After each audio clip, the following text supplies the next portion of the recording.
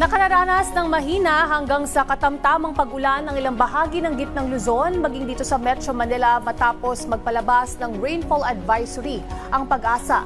Nakararanas po ng moderate to heavy rains sa Pampanga, Bulacan, Zambales, Bataan at sa Metro Manila, partikular sa Navotas, Valenzuela, Malabon at sa Caloocan. Samantala mahinang pag-ulan naman ang nararamdaman ngayon sa ilang bahagi ng Laguna, Cavite, Batangas, Nueva Ecija at sa nalalabing parte ng Metro Manila, Bulacan, Tarlac at sa Pampanga.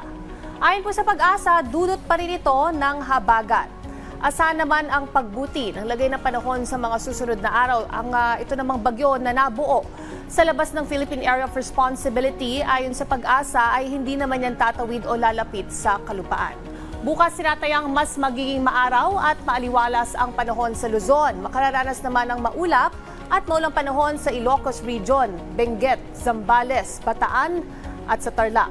Sa Visayas naman, good weather tayo pero may tsansa pa rin makaranas ng pag-ulan sa hapon o sa gabi. Bahagyang maulap na panahon at may posibilidad ng isolated rain showers o panandaliang pag-ulan ang ilang bahagi ng Mindanao. Samantala, ang low pressure area na binantayan nga natin sa labas ng PAR ay isa ng ganap na bagyo. Bukas, posibleng pumasok ang bagyong ito sa loob ng Philippine Area of Responsibility at papangalan ng bagyong Josie. Wala itong direktang epekto sa ating bansa at nakikitang lalabas rin ito ng PAR sa araw ng Miyerkules ng umaga. Hindi rin ito nagpapalakas ng habagat at mananatiling mahinang bagyo lamang.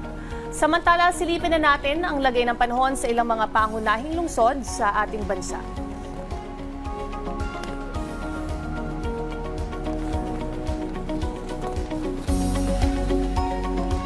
Keep safe at stay dry. Laging tandaan may tamang oras para sa bawat Pilipino. Panahon lang yan.